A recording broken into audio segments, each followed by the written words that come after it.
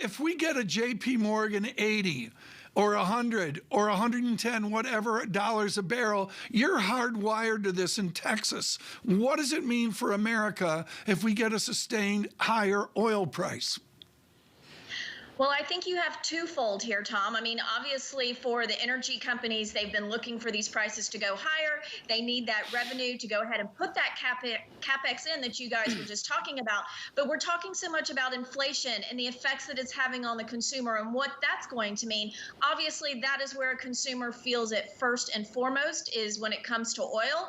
I think we have a lot of concerns here as to what OPEC Plus is going to do. We're going to hear from them later this week. So we'll see what plays into that, along with releasing from the reserves. So I think there's a lot of balls in the air when it comes to energy right now. And just like we're talking about the variant, we have to wait and see. Same thing's going to happen with energy. Your clientele is a great cross-section of people out there working at it every day. They've made a pot of money, whatever, and they go see Crossmark. I get that. How scared are they of Omicron? How scared are they of 2022?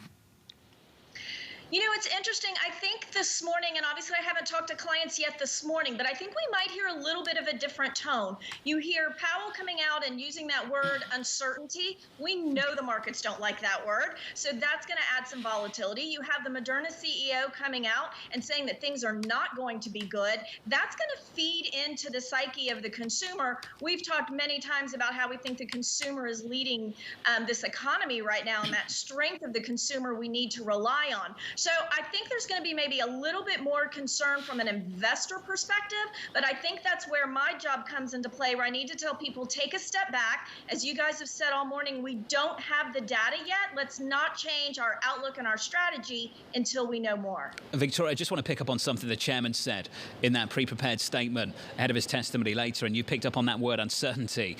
The recent rise, and here's the quote, in COVID-19 cases and the emergence of the Omicron variant pose downside risk to employment and economic activity. That's well understood. Then he said this, an increased uncertainty for inflation.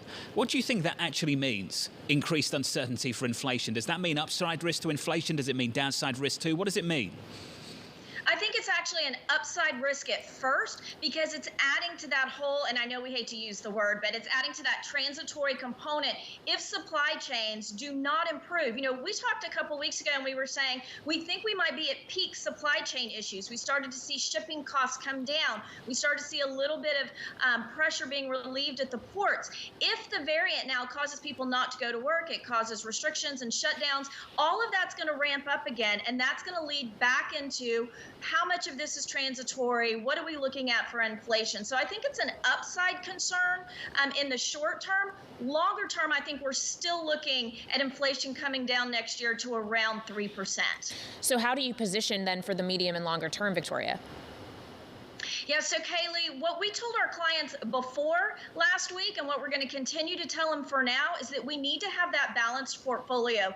We like those growth, those tech names that are in there, and we don't want to get rid of them, but we could trim those and build a little bit more on the cyclical component of our portfolio. Some of those consumer-facing names that here in the fourth quarter would traditionally do well, and we think they will once we get past the initial reaction of this variant. So names we've added like a CVS, a Walgreens Boots we've added, Lululemon, even a name like Prologis, which is a REIT in regards to logistics for shipping. So I think you can start looking at some more of those cyclical names to balance out your portfolio, especially when you see the credit market still holding pretty strong. That's a bullish signal for us.